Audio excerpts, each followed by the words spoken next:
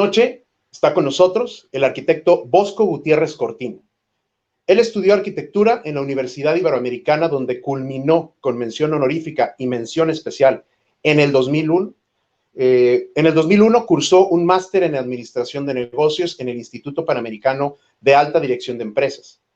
Es fundador de la firma Gutiérrez Cortina Arquitectos SC desde enero de 1983. Ahora, Grupo Bosco, que comprende Bosco Edificaciones SADCB y Bosco Arquitectos SC. Ha ejercido como docente en la Universidad Iberoamericana y ha dado conferencias y simposios en México y Estados Unidos. Adicional a este gran currículum, tiene él una gran experiencia de vida que hoy día nos será de mucha utilidad para esta situación que estamos todos viviendo desde casa. Así que a mí no me resta más que explicarles cómo será la dinámica de esta noche y poder dejar con ustedes al arquitecto Bosco. Tendremos media hora de charla donde el arquitecto Bosco nos compartirá sus experiencias, nos compartirá una parte de su vida que para él ha sido muy significativa y que estoy seguro que dejará en muchos de nosotros grandes aprendizajes. Y tendremos después un lapso, un tiempo de preguntas para que vayan ustedes ahí desde casita que nos están viendo, anotando las preguntas que quieran hacerle al arquitecto Bosco y las discutiremos aquí para todos nosotros. Pues no me resta más que agradecerles y de parte del Liceo del Valle y así como también de los colegios hermanos que han organizado esta sesión para todos nosotros, dejo con ustedes al arquitecto Bosco Gutiérrez Cortina. Muchas gracias aquí, desde México, saludos a todos los que están por allá por Guadalajara y otras partes de México. Pues voy a contar una historia que me sucedió en 1990. Yo fui secuestrado y me mantuvieron durante 257 días en un espacio muy chiquito de 1 metro por 3. Este confinamiento, el que estamos todos viviendo, de alguna manera, pues me ha recordado mucho esa estancia y me ha recordado mucho la manera en cómo pude, gracias a Dios, sobrevivirlo. Les voy a contar muy rápidamente cómo estuvo aquella historia y después esperemos juntos sacar conclusiones que nos ayuden a vivir mejor estos días que estamos en casa. En 1990, entonces me secuestraron, me metieron en un cuartito muy reducido, con muchas limitantes. Tenía una música estruenda a todo volumen puesta por fuera del cuarto. El cuarto no tenía ventanas, era totalmente oscuro. Me lo prendían y lo apagaban a voluntad de 5 guardianes que me cuidaban, todos ellos encapuchados. Jamás escuché una voz humana durante los 9 meses que estuve recluido ahí. Y esto al principio fue difícil, puesto que imagínate tú que de repente te sustraen de tu vida, te meten en ese cuarto, no crees lo que te está pasando, tardas muchísimo en digerirlo, al grado de que después de un interrogatorio que me hicieron, en donde me hicieron contestar preguntas sobre mi familia, yo estoy casado, tengo 9 hijos, en ese momento teníamos Gaby y yo 7 hijos, el más grande de 8 años, los 2 chiquitos prácticamente recién nacidos. Me hicieron contestar preguntas muy sensibles de rutina de mis hijos, rutina de Gaby, y yo me sentí verdaderamente un traidor y se me vino el autoestima al suelo. Estuve 16 días tirado al suelo, prácticamente dejándome morir, hasta que un buen día, yo creo que los guardianes, pensando en que yo me podía morir y yo en ese momento era pues, su moneda de cambio, pues me ofrecieron un whisky, me ofrecieron una bebida. Yo pedí un whisky que me gustaba, lo pedí en un vaso alto, jaibolero. No creía la maravilla de lo que me estaban ofreciendo en ese momento donde no tienes nada. Un whisky es muchísimo, aunque parezca tonto, ¿no? Pedí un whisky straight hasta arriba, lleno, con 2 hielos. Después de gozar el olor, el olfato, pasármelo por los cachetes en un cuerpo sucio, tirado en el suelo, desnudo que yo era. En ese momento, bueno, pues el whisky era para mí todo y oí una voz en mi conciencia que me pedía ofrecerlo. Ofréceme el whisky, me decía mi conciencia. Yo decía, Dios mío, no me ofrezcas esto, te ofrezco estar secuestrado. Eso no depende de ti. esto sí depende de ti, este whisky depende de ti. Finalmente, ante ese reto, vacié el whisky en el excusado, me quedé prácticamente dormido, tirado en el suelo después de la tontería que había yo hecho de tirar el whisky. Sin embargo, al levantarme de esa pequeña siesta, me di cuenta en el fondo de mi corazón que había hecho algo positivo. Había renunciado por libertad a algo y puse en un papel que me sobró del interrogatorio, lo bauticé como Whisky Flush y puse: hoy vencí mi primera batalla, porque me doy cuenta de que sigo siendo libre. Ahí, en ese momento, entendí que la libertad interior depende de cómo tú reacciones a las cosas y que hay un abismo de oportunidades entre las circunstancias que estás viviendo a cómo tú reaccionas y cómo decides tú reaccionar. Me di cuenta que valía algo, puesto que pude ofrecer algo y el ofrecimiento tiene valor. Y en ese momento para mí, pues fue una maravilla de poder sentir que podía yo realmente levantarme de esa postración. Me puse de rodillas, pidiendo a los secuestradores que me consiguieran una carta de mi familia para saber si ellos ya estaban enterados de todo lo que me sucedía, si estaban tras de mí, si me estaban rescatando o cualquier cosa. Obviamente los secuestradores me dijeron que no se podía obviamente mandar nada.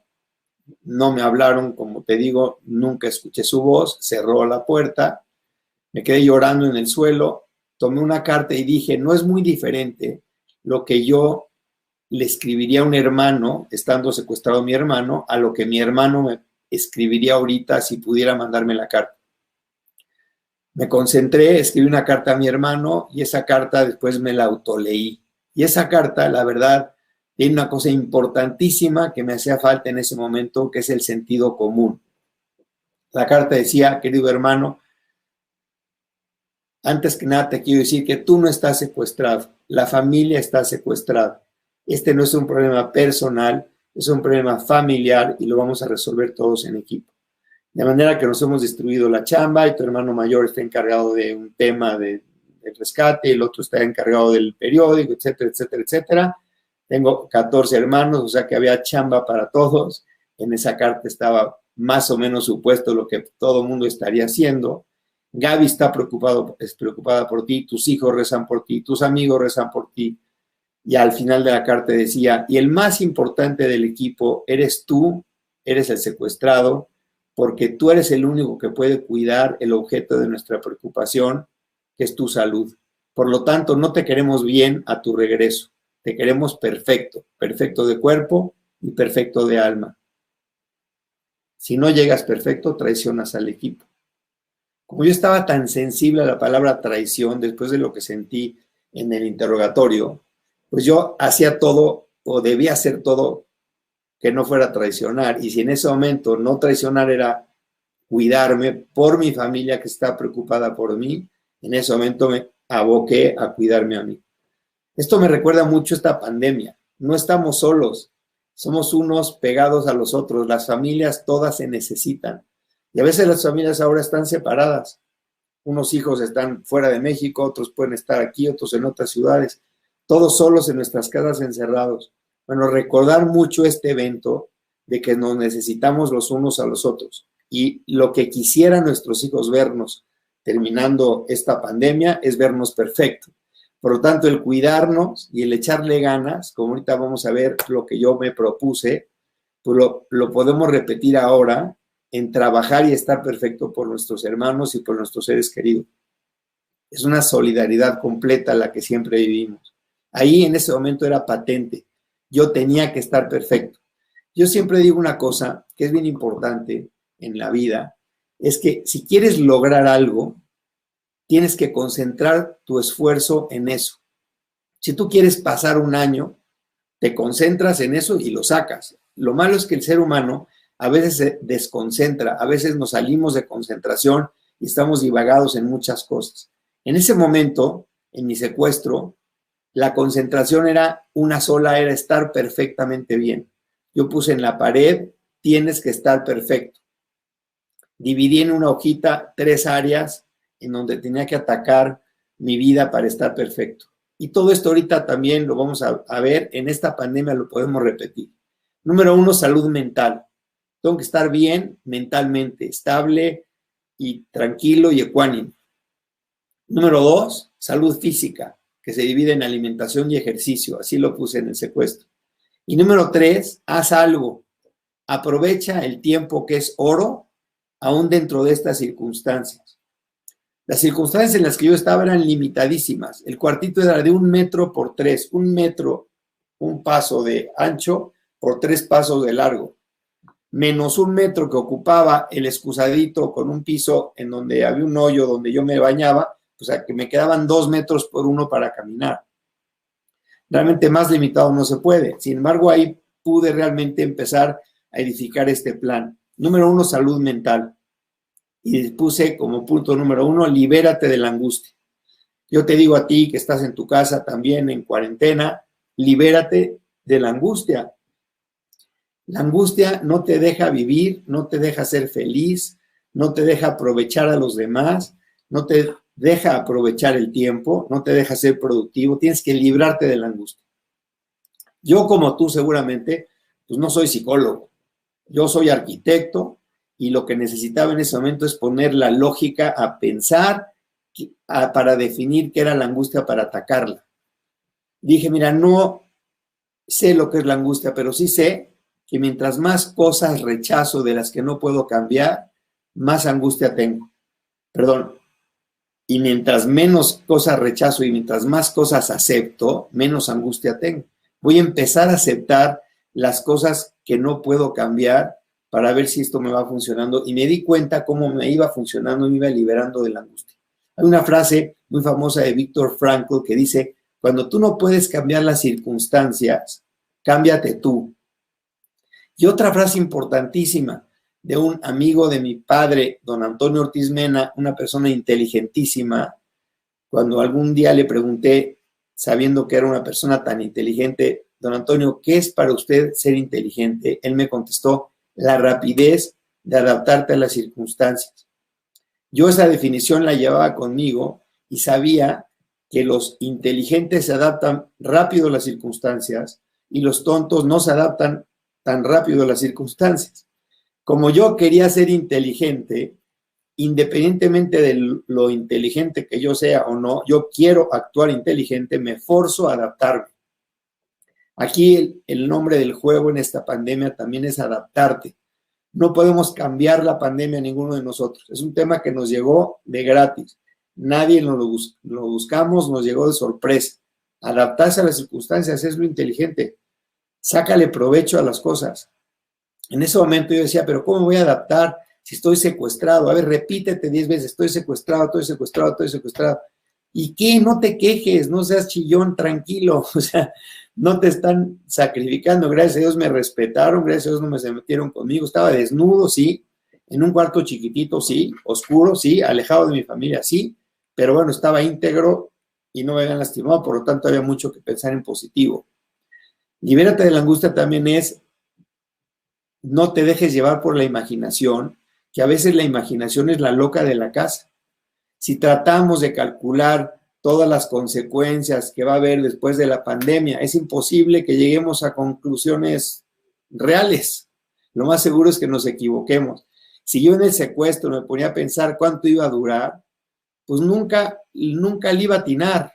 ¿Por qué? Porque estaba en manos de unas personas cuya voluntad no sabía yo. Había una incertidumbre total en mi futuro. Ahorita a lo mejor puedes pensar algo parecido en esta pandemia. ¿Qué es lo mejor? Vive el día por día, atacando el día por día con un horario fijo. Yo tenía un cuarto muy limitado, en un cuarto de 1x3, nadie me lo iba a cambiar, yo lo tenía que aceptar tal cual como estaba. Y es como cuando yo digo, cuando estás en la mañana en el espejo, te pones frente al espejo y dices, pues es lo que hay. Pues sí, es que yo quiero ser alto, quiero ser más fuerte, quiero ser más joven, quiero ser, pues no, es lo que hay, así eres tú, ¿no? Hay que empezar a aceptarte como eres y hay que empezar a aceptar las circunstancias como son, sobre todo si no las podemos cambiar. Eso me fue a llevar a aceptar el cuartito que tenía yo, a limpiarlo, dediqué un día para limpiarlo, dediqué un día para organizarlo, diseñé que pintar en cada pared con unos plumones que pedí, el calendario, etcétera, una serie de cosas para poderme organizar y empecé a sentir cómo me iba liberando un poco de la angustia. Otro elemento importantísimo para liberarte de la angustia es, yo digo, es reafirma tu fe. Y ahorita te lo digo, en esta pandemia, yo tuve la gran oportunidad en ese secuestro de estar en la soledad más absoluta que me permitió meterme dentro de mí. Muchas veces lo que yo he dicho, en este mundo tan superficial, en el que tenemos tanto trabajo y tantas cosas que hacer, con tantos medios de televisión, radio, amigos, trabajo, etcétera, el hombre reflexionamos poco. Yo extraño mi cuartito, la verdad se los digo, porque nunca he tenido la vida interior que tuve ahí dentro, y la verdad es que cuando tienes vida interior te vuelves verdaderamente invencible, porque fortaleces tu estado de ánimo, porque te anclas muy profundo. Entonces, lo que sí me queda claro es de que lo que necesitamos en esta vida es rezar más. En ese cuarto, la verdad, me metieron en un curso de oración, porque no tenía otra alternativa, y encontré una maravilla, porque vas descubriéndote y vas descubriendo y vas descubriendo a Dios nuestro Señor, que a veces no lo tienes un poco olvidado.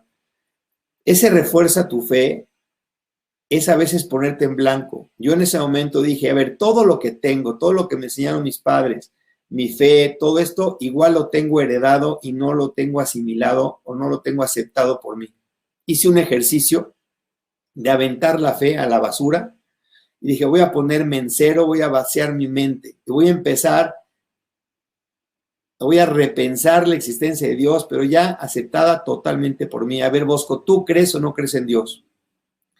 Yo soy arquitecto y la verdad sí sé lo que es hacer una casa o un edificio y el tiempo que requiere ponerme a dibujar y ponerme a organizar los espacios uno tras el otro. No creo que pueda haber un edificio en donde avientes las piezas y quede organizado una composición.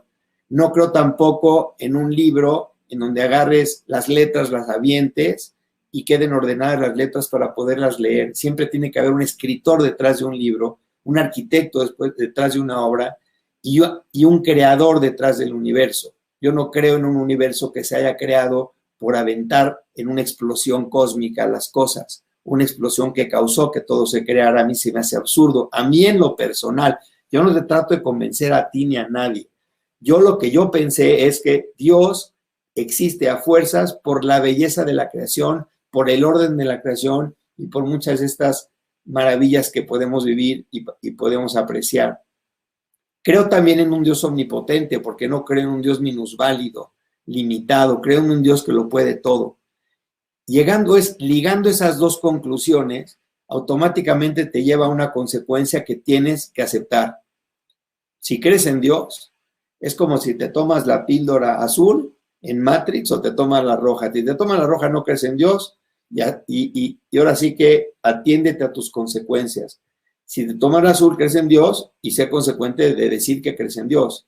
Yo en ese momento dije, sí creo en Dios, en este momento no porque me lo heredaron mis papás, sino porque yo decido creer y me la tomo. Y en ese momento asumí todo lo que la consecuencia de creer en Dios significa.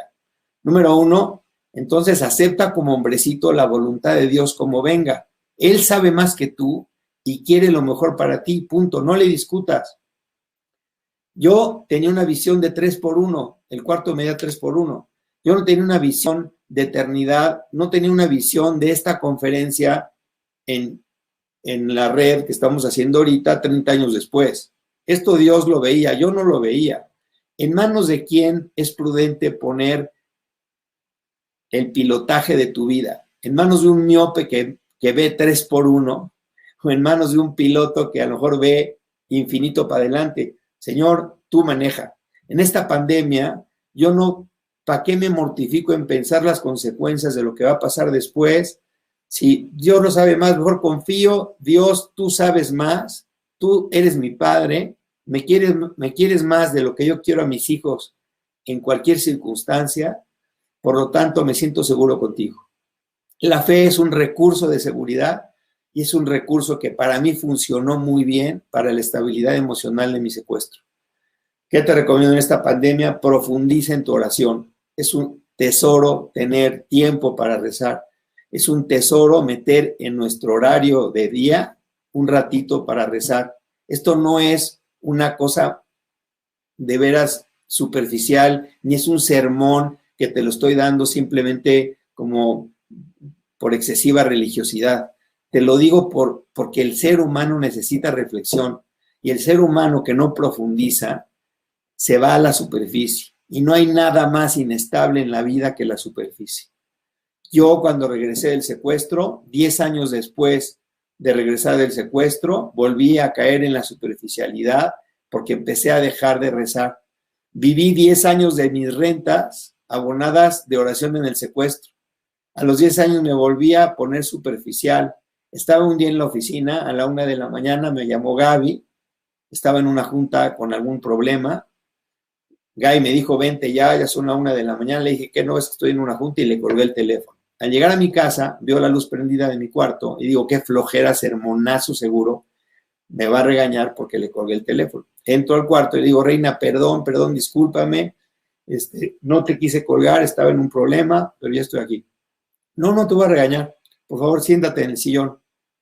Prendió la televisión y puso una foto mía de las que mandaban los secuestradores, yo secuestrado, con la barba, viendo a la cámara, y me dice Gaby, mira, ese cuate que está en la tele tiene un problema ligeramente mayor del que tú tienes ahorita en la oficina, pero mira la paz que él tiene en los ojos y mira la falta de paz que tú tienes. Y la única diferencia es que ese cuate que vive ahí está viviendo de oración y tú has dejado de hacer tu oración. Esta mañana mi hijito me dio la bendición. Esta lección me lo dice todo. El ser humano es un coche diseñadísimo por Dios con unas maravillas en nuestra naturaleza. Pero ese coche necesita gasolina y la gasolina es la oración. Si no rezamos, no caminamos. Y mira, si eres católico, ya sabes qué hacer. Si eres musulmán, pues también, aunque reces, y si no crees en nada, pues medita. Pero el hombre que no medita, el hombre que no piensa, el hombre que no se da tiempo para pensar, se va a la superficie.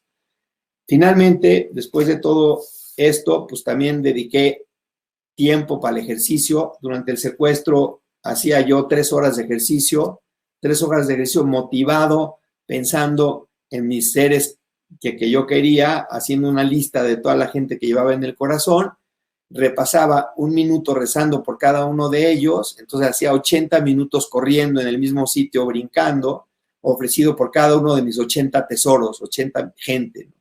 ¿Qué pasaba? Que nunca dejé de hacer ejercicio porque no pensaba en mis piernas, pensaba en cada uno de mis tesoros que dejaba yo en mi mente y disfrutaba.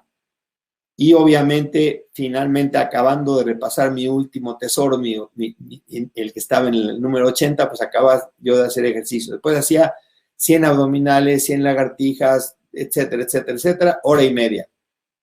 Medía no tenía yo reloj para medir, medía con cassettes. Los cassettes eran la música que se repetía y se repetía y se repetía, que empezó a ser una mortificación y acabó siendo un instrumento porque se convirtió en el reloj que me llevó a hacer el horario. El horario, la verdad, tener un horario estricto. Yo te recomiendo ahorita en la pandemia, ten un horario estricto, no te dejes a la ociosidad, porque la loca de la casa, que es la imaginación, te puede invadir. Me levantaba 1 hora precisa, media hora para desayunar, hacía mi oración de la mañana, rezaba las 3 rosarios del día, los 3 rosarios, que en aquella época eran las 3 partes del rosario en la mañana, 3 partes del rosario al mediodía, 3 partes del rosario en la tarde. Oración de la tarde, a las 12 hacía la meditación de mi misa. Ahorita tú te puedes subir a la misa en YouTube, gracias a Dios, también, hacer tu comunión espiritual, como si estuvieras en misa. Lectura del Evangelio, lectura espiritual, lectura de libros. No tenía 1 minuto para descansar, porque yo sabía que si descansaba 1 minuto no iba a dormir. Yo tenía que estar despierto 16 horas para poder dormir las 8 horas. 16 horas que eran 32 cassettes dando de vueltas y que marcaban todo mi calendario. Esa disciplina me llevó también a un tema importante que me di cuenta después. El músculo más importante de tu cuerpo no es el bíceps, que estaba fortalecido de alguna manera con las lagartijas, ni los muslos con la corrida.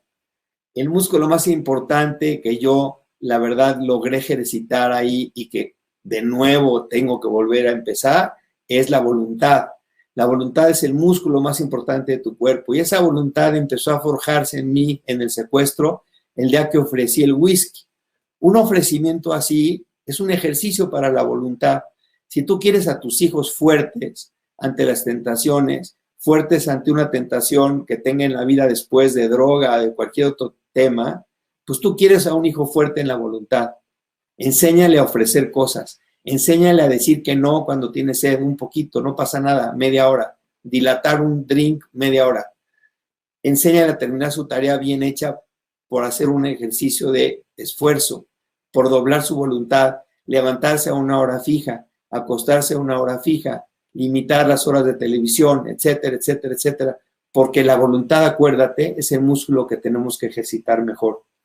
También pasó el secuestro a una fase importante que fue la fase apostólica. No estamos solos. Mamá decía una cosa muy importante, somos una moneda de dos caras. El católico es una moneda de dos caras. De un lado se llama santidad personal, del otro lado se llama apostolado. No hay santos egoístas. Yo pensé en ese dicho de mi mamá de la moneda a través de un recuerdo en donde entendí que no podía exponerme a no hacer apostolado, aunque fueran los secuestradores. Porque los secuestradores, aunque me estaban haciendo un aparente daño, que finalmente me di cuenta que fue bueno al final del día, bueno, pues también son hijos de Dios.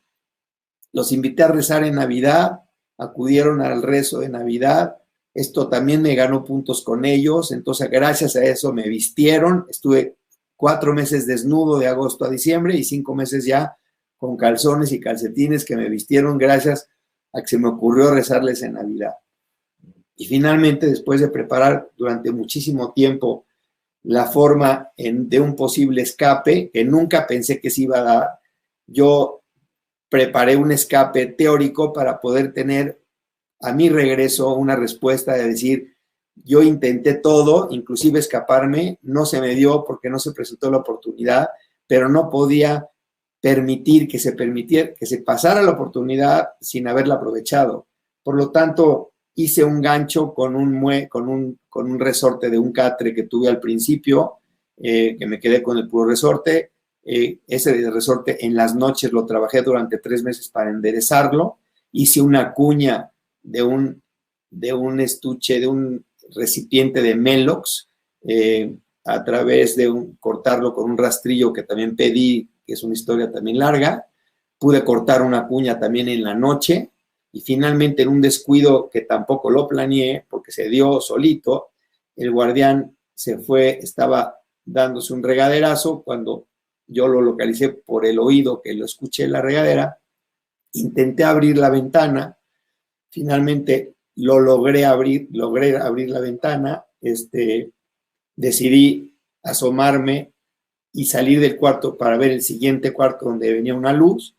Y esta secuencia de hechos me llevó a lo que nunca hubiera yo imaginado, ni mis hermanos, cuando llegué, que fue escapar.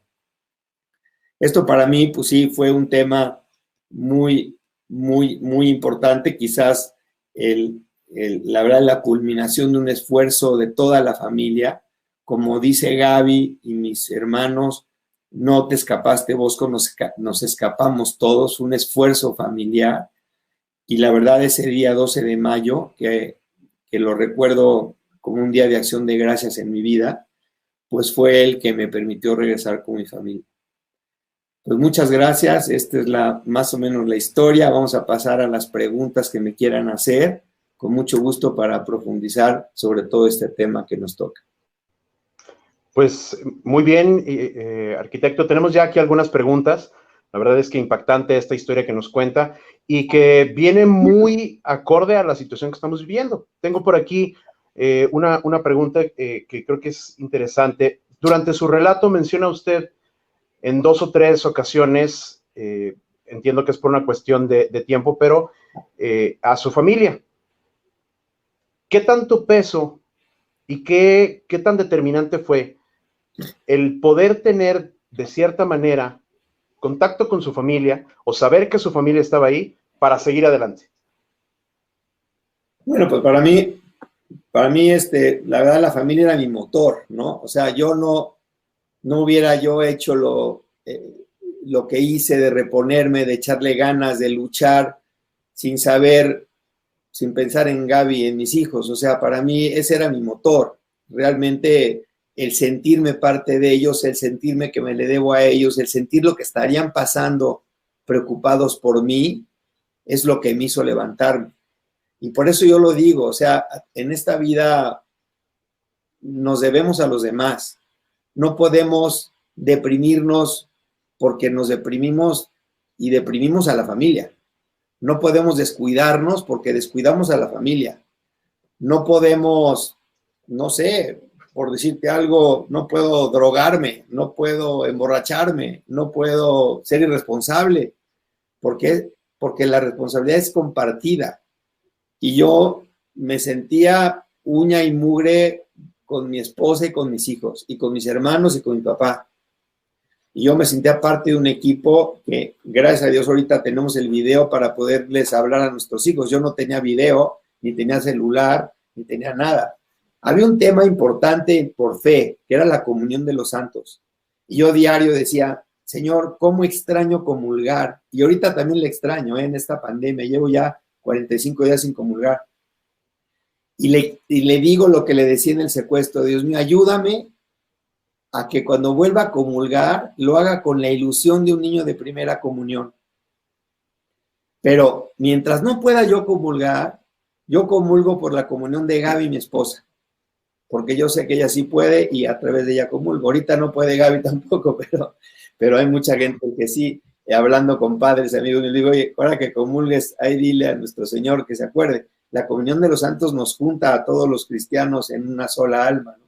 Pero la solidaridad de la sociedad es importantísima. Yo no salgo por responsabilidad a la sociedad, ¿no? Porque quiero cuidar a la sociedad. A mi familia no se diga. Entonces, pues sí es importantísimo ese sentirnos parte de esa cadena que hace una familia. Excelente. Antes de la siguiente pregunta, quisiera mencionarle al auditorio que nos está viendo, al final de esta sesión tendremos un pequeño promocional de la sesión que tendremos en una semana. Tendremos otra sesión como esta en una semana más para que se queden y puedan ver la información. Le comparto, arquitecto, una pregunta que nos envían desde Querétaro, del Colegio Fontanar, que dice así: ¿cómo podemos orar y profundizar más las mamás de hijos chiquitos que extrañamos nuestro silencio en las mañanas? Pues siempre hay manera de buscarse momentitos de soledad. Yo sí los recomiendo. Digo, aunque tengas hijos chiquititos junto a ti, pero sí te puedes conectar personalmente. Sí puedes lograr como que decantar tu día a que no todo el día sea idéntico, sino que haya momentitos de profunda oración.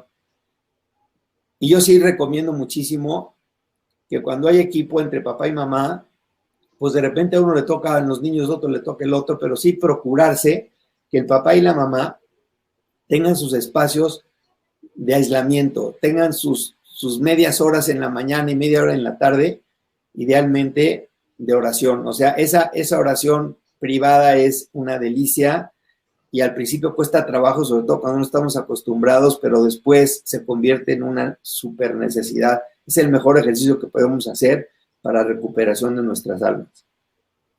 Entonces yo creo que hay que encontrar esos momentos. Excelente, excelente.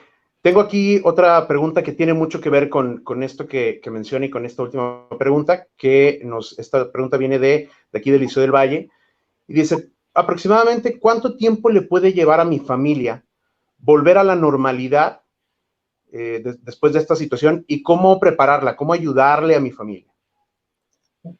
Mira, a mí me pasa una cosa, algo interesante. Si hacen las cosas bien, si generan esa armonía de la familia que se requiere, si generan ese ambiente de esperanza, ese ambiente de confianza en Dios, ese ambiente de que estamos protegidos a pesar de todas las circunstancias tan raras, a veces hay que cerrar los noticieros y ponerse más en manos de Dios. En ese momento cobras una gran seguridad, A mí cuando yo salí, mi papá me llevó a un psicólogo, a un psiquiatra para que me revisara y le preguntó mi papá al psiquiatra que cuánto tiempo iba a tardar mi recuperación. Y el psiquiatra dijo, no, no va a tardar nada porque nunca lo hirieron. Esto es lo que yo quisiera recomendarles. No tiene por qué herirnos esta pandemia, ni tiene por qué afectarnos si mantenemos un espíritu positivo de alta confianza en Dios. Entonces yo creo que, bueno, evidentemente sí, algo va a tomar de tiempo, pero tratemos de ser menor en la medida que alimentemos a nuestros hijos en forma positiva, que este encierro nos aumente la esperanza y nos abandonemos más en manos de Dios. Esa es la verdadera fuerza de nosotros, abandonarnos cada día más en manos de Dios. Soltar a manos de Dios, excelente. Y en este sentido, tengo aquí otra pregunta que, mire, parece que viene como mandada a hacer para esto que menciona. Nos preguntan también aquí de Eliseo del Valle, ¿cómo pasar de la resignación a la aceptación cuando el encierro comienza a ser difícil de sobrellevar cada vez por más tiempo? Hay una frase que yo escribí en mi pared, que estaba llena de frases escritas, que me gusta mucho, que se llama ahora comienzo, ¿no? Nun chepi, ahora comienzo. Ese ahora comienzo es de diario, ese nunca lo debes de quitar de tu pared en toda tu vida. Ahorita a lo mejor es más notorio, porque a lo mejor ahorita notas cómo de repente hay días que estás más desesperado y hay días que estás menos desesperado. Bueno, ahora comienzo significa cierra los ojos y sigue corriendo. Cierra los ojos. Oye, ¿cuánto falta? Cierra los ojos y sigue corriendo. Confía en Dios. Tú vas a llegar. Cada día que pases un día menos, tranquilo. Tú sigue corriendo. El volver a empezar es un espíritu deportivo de lucha, ¿no? De empezar a profundizar. ¿Qué debo de hacer? Haz tu ejercicio diario. ¿Qué debo de hacer? Haz tu oración diaria. ¿Qué debo de hacer? Llénate de actividades, haz cosas manuales. Aproveche el tiempo. Al final de mi plan de vida, donde decía, haz algo, decía, aproveche el tiempo, que es oro aún dentro de estas circunstancias. Esta pandemia es oro molido en nuestras manos. Aprovechémosla. No vaya a ser que pase y digamos, ¿cómo no aproveché el tiempo que lo tuve en mis manos y se me fue? Ya tenía el tiempo y no pasó más que en desesperaciones absurdas que nada iban a ayudar. Entonces, seamos conscientes de la riqueza que tenemos en nuestras manos y aprovechémoslo lo mejor posible. Muy bien. Nos llega una pregunta del Colegio Álamos. Nos dicen, ¿cómo escapó? ¿Perdonó a sus secuestradores? Y si sí, ¿cuánto tiempo tardó en perdonarlos? Mira, me escapé no porque yo, la verdad, haya realmente pensado que iba yo a poder escaparme. Yo me escapé porque, en primer lugar, tengo habilidad manual. Eso es un hecho del caso, pues así soy. Pude hacer una ganzúa para abrir la puerta por dentro porque pues tengo la habilidad para hacerlo. Pero yo no lo hice necesariamente para escaparme, sino yo estaba preocupado de que me dejaran abandonado ahí dentro y no me dieran de comer un día tal. Entonces dije, el día que me dejen abandonado y no me traigan que comer, por lo menos tengo con qué hacerle la lucha para abrir la puerta y no morirme aquí. Esa ganzúa finalmente funcionó un día que la intenté abrir para probarla, a ver si funcionaba, y eso se desencadenó en mi escape, porque al abrir la puerta ya no la pude volver a cerrar, porque la puerta nada más se puede abrir por dentro, pero no se podía cerrar por dentro. Por lo tanto, me obligó a salir, y esa obligar a salir se fue encadenando. Pasé a otro cuarto, en otro cuarto había un cuate acostado ahí enfrente de mí, le caminé junto al guardián dormido, me salté por la ventana, caminé hacia la calle, en la calle corrí 2 cuadras, me metí en casa de unos señores, me corrieron de esa casa, volví a correr, caí en un taxi, así, llegué a mi casa. ¿Por qué pasó? Porque Dios quiso, porque Dios me ayudó, nadie me vio, pues nadie me vio, es la realidad, parece una película demasiado ideal, pero pues esa fue la realidad. Me salí y yo creo que por sorpresa los sorprendí a estos señores. Bueno, Me decías que otra cosa, la pregunta, ¿cómo escapé? Y luego decías ¿qué? ¿Cómo escapó? Después, si perdonó a sus secuestradores y si sí, ¿cuánto tiempo le tomó? Pues mira, tengo la dicha de que jamás sentí el resentimiento contra ellos. O sea, Dios me libró de tener resentimiento contra los secuestradores porque nunca lo he sentido. Yo siempre los vi a ellos como los guardianes de una banda, de unos señores pues, que estaban haciendo un negocio y me agarraron, pero finalmente desde el interrogatorio la culpa fue mía. Desde el interrogatorio el hecho de durar tanto me lo achaqué a mí por haber contestado las preguntas. Me lo achaqué a mí por haber dado una expectativa de cobro, etcétera, etcétera. O sea, fue un tema como que di por descontado que es un tema que me sucedió por accidente y que le pudo haber pasado a cualquiera. Lo que te quiero decir es que jamás acabé con resentimiento. Pero para sellar el tema del perdón, porque sabía que podía pasar por ahí algo en mi cabeza, al final de mis días ahí, le dejé una carta a los guardianes en una de esas netas que me echaba con el guardián, con el principal que era Tecate. Le dejé una carta en donde digo, aquí los perdono de todo el mal que me han hecho a mí y a mi familia, porque les recuerdo que aquí el que ganó soy yo, porque yo me hice más rezador, me uní más a Dios y la verdad, mi familia lo mismo. Entonces, yo entendí como que ese retiro espiritual me ayudó a estos pobres cuates, pues a ver cómo les fue, pero si hubiera la duda, pues ahí les puse una carta para que quedara claro, pero la verdad, en el fondo, nunca estuve resentido con ellos. Wow, excelente. Curiosamente, nos llega una pregunta de aquí del Liceo del Valle, pero de uno de nuestros alumnos de high school, que creo que tiene que ver con este tema de las dificultades que de repente se nos presentan. Él nos dice, tengo 17 años, ¿cómo puedo sobrellevar lo difícil que es vivir mi último año de prepa fuera, no estando en el colegio? ¿Cómo sobreponer a esas dificultades? Uy, es un tesoro el que te está pasando.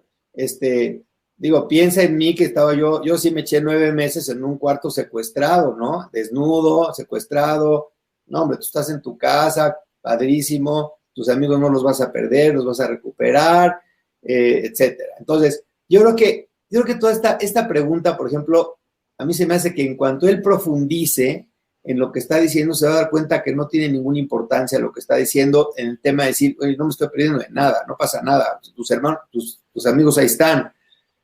Piensa en este paréntesis maravilloso que te está dando la vida para que, por ejemplo, diario le hables a un amigo por teléfono, diario estés pendiente de ellos, estés pendiente de tus hermanos, aproveches más a tus papás, a esos sí los vas a ver a lo mejor menos que a tus amigos, porque un día te vas a casar y los vas a dejar de ver, entonces aprovecha a tus papás. O sea, estás viviendo una vida de familia privilegiada, entonces tienes una oportunidad para ser mejor en familia, tienes una oportunidad para no olvidarte de tus amigos y les puedes hablar diario si tú quieres, escríbeles cartas, reza por ellos y sobre todo, y lo más importante, crece tú por dentro, crece para adentro, como dice la conferencia, crece porque esta oportunidad de crecimiento no es fácil que se nos vuelva a otorgar. Y tengo al final, antes de todo, nomás me das, dime cuándo me falten 10 segunditos, porque quiero terminar con una frase que creo que es importante que se las comunique.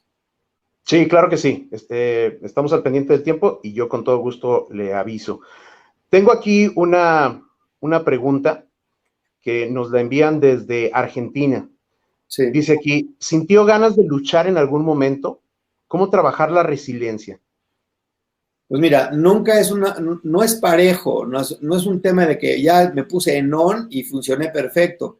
Por eso puse la frase de volver a empezar, porque hay días que amanecía muy cansado y hay días que amanecía con ganas de aventar todo y hay días que amanecía llorando y hay días que amanecía triste, porque el ser humano no es una línea constante, el ser humano es una línea que a veces está down y a veces está alta y a veces está baja. Hay que entender que el ser humano es así, pero la permanencia es la disciplina, la permanencia es el horario, La permanencia es la rutina que va creando hábitos en tu vida. Y lo que hay que hacer es que hay que tratar de no vivir por sentimiento. O sea, no hago esto porque estoy triste y hago esto porque estoy contento. Hago esto porque es lo que tengo que hacer en este momento. Y esa disciplina sí es muy importante que la tengas porque es la base de tu fortaleza. Créate un horario, comprométete con unas cosas y cúmplelas lo más que puedas, con su flexibilidad, siempre con la caridad hacia los demás. Porque un horario te lo puede tumbar perfecto un hermano chiquito pidiéndote una ayuda o un hermano grande pidiéndote algo. Ahí rómpela por sacrificio, sabiendo que eso te va a ayudar también a fortalecer tu voluntad de romper tu propia rutina, ¿no? Que la rutina sea una ayuda, que no sea una mortificación para los demás, pero sí es la estructura de tu disciplina y no es el sentimiento. El sentimiento sí puede fluctuar, sí puedes estar deprimido, sí puedes estar alegre, pero la constancia finalmente triunfa y la disciplina finalmente forja y la voluntad siempre se fortalece. Y hablando de voluntad en este sentido, nos preguntan de Real de San Luis, conseguir una meta requiere de fuerza de voluntad, pero ¿dónde entra la paciencia cuando el éxito no llega? ¿Es todo cuestión de voluntad nada más? Cierra los ojos y sigue corriendo.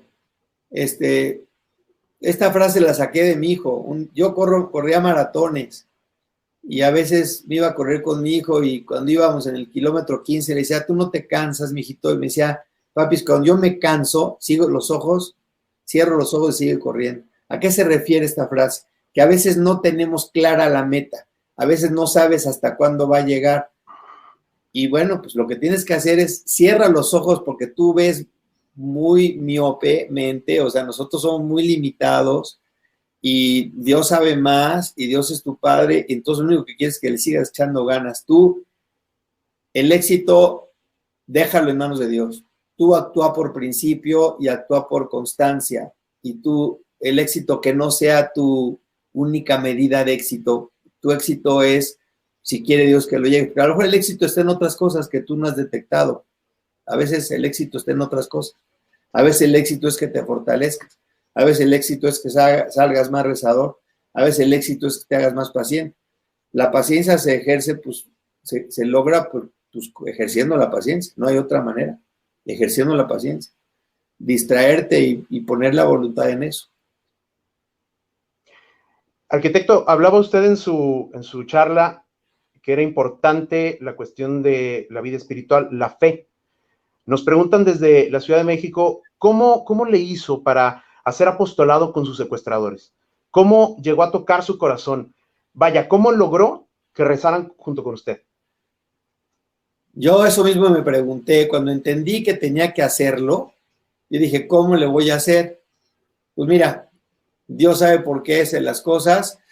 Mi mamá siempre nos ponía un librito en la cabecera de nuestra cama de chiquitos. Nosotros tirábamos el librito y volvió a aparecer en la noche el librito en la cabecera. Le decíamos el librito el boomerang. Y ese librito es Camino, de Monseñor Escrivá de Balaguer. Mamá linda lo ponía y lo ponía y lo ponía. Bueno, pues mamá sabía cuándo poner oro en manos de sus hijos, ¿no? Y ahí hay una frase que fue la que me hizo ver cómo hacer apostolado con los secuestradores, que decía, en cualquier actividad apostólica o productiva en esta vida, 3 pasos importantísimos. En primer lugar, oración. En segundo lugar, mortificación o expiación, que es la oración de los sentidos. Y en tercer lugar, y muy en tercer lugar, la acción. ¿Quieres ser apostolado? Reza por la persona a quien quieres ayudar. Número 2, ofrece algo por ellos.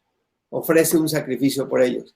Eso ya el Espíritu Santo va a preparar a la persona para que tú llegues finalmente con la acción al final. Mi acción fue Navidad y mi acción se presentó porque octubre fue oración por los secuestradores, noviembre ofrecí cosas, me quité la sal, me quité el azúcar, me quité los refrescos, porque tampoco quería llegar hecho un gordito después del secuestro. Y finalmente, cuando llegó Navidad, le puse una frase, le dije, señores guardianes, hoy es Navidad, hoy no hay secuestrado ni secuestradores, todos somos hijos de Dios y a las 8 de la noche vamos a rezar. Y para sorpresa mía se presentaron los 5 y le recé a los 5. Entonces, pues eso se logra con la ayuda de Dios y en la oración. nosotros, la verdad, ponemos muy poquito de nosotros. Dios hace todo de nosotros. Nosotros somos muy limitados. Cuando nos ponemos en manos de Dios, hacemos cosas increíbles, pero cuando no, muy poquito podemos hacer. En esta misma línea, tengo aquí una serie de preguntas que pueden entrar todas en una misma categoría, que sería consejos para los jóvenes. Nos preguntan 3 cosas. Una es, ¿qué libro les recomienda a los jóvenes para que puedan leer todos los días y que puedan reflexionar un poco sobre esto? Nos preguntan también por ahí, tenemos aquí del Liceo de Monterrey. Bueno, esta última pregunta la guardo. ¿Qué libro les recomienda a los jóvenes para leer todos los días? Mira, hay 2 libros muy buenos que a mí me gustan, que se llaman Dios en On y Dios en Off. Esos los escribió José Pedro Manglano, son maravillosos. Dios en Off, te vas a identificar cuando ves, así lo tenemos muchas veces en Off, y luego cuando lo tienes en On. Me encanta José Pedro Manglano y me gusta muchísimo. Les recomiendo el libro de Mi Secuestro, que también lo escribió José Pedro Manglano, que se llama 257 días, que la verdad sí, yo creo que es un libro muy importante que lo puedes leer, porque a mí me ha ayudado muchísimo y creo que esta experiencia nos puede ayudar a todos a profundizarla, que se llama 257 días. Y bueno, pues con esos 2 me empezaría, con esos 3. Muy bien, arquitecto. Y pues esta sería nuestra última pregunta. Esta pregunta nos la envían desde el Liceo de Monterrey, que dice, ¿cómo vives en la actualidad? ¿Con o sin miedo a que algo así pueda volver a ocurrir? Gracias a Dios, esta experiencia a veces me piden que la platique como en esta pandemia que ha sido un paralelismo, pues me ayuda a pensar, cuando acabo yo de dar estas pláticas, pues vuelvo a recuperar esa confianza en Dios. Y la verdad es que vivo muy, muy feliz. Tengo una vida, la verdad, increíble. Tengo una familia preciosa, mis hijos, mis nietos. Los disfruto mucho, pero sobre todo estoy consciente de aprovecharlos, porque cuando platico esto sé lo que es no tenerlos, o sé que a veces pueden suceder cosas que los puedes perder. Entonces, antes de perder lo que tienes, pues me urjo en aprovecharlo, ¿no? Entonces, eso es intensidad de vida, y es lo que yo quiero hacer desde el primer día que regresé del secuestro, es vivir intenso en disfrutar cada momento que Dios nos regala y cada amanecer, y que no te deje sorprender un atardecer, y que no te deje sorprender un nuevo amanecer, y que no te duela nada y que estés bien. Es un enorme privilegio. Y yo quería terminar nada más, porque se me hace importantísimo esto que voy a leer en el libro 257 días. José Pedro dice una cosa que a mí, que luego lo releo y me brincan las cosas, creo que es importantísimo decirlo. Y dice aquí, no es la calidad de Bosco la que le permitió hacer lo que hizo, sino es el poder de la oración, la transformación que obra la oración en cualquiera de nosotros cuando permitimos que las manos de Dios nos guíen.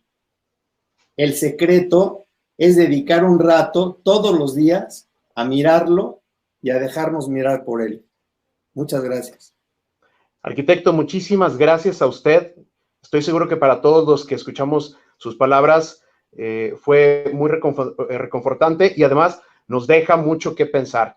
Le agradecemos a nombre del Liceo del Valle y todos nuestros colegios hermanos que nos haya brindado este espacio esta noche, y a todos los que nos escuchan, no nos queda más que agradecerles su presencia aquí. Les recordamos que tendremos una sesión como esta con otro tópico la siguiente semana. Los invito a que al finalizar esta emisión se queden a ver la información. Mi nombre es Manuel González, a nombre del Liceo del Valle y todos nuestros colegios hermanos en toda la República, agradecemos su presencia. Que pasen buenas noches.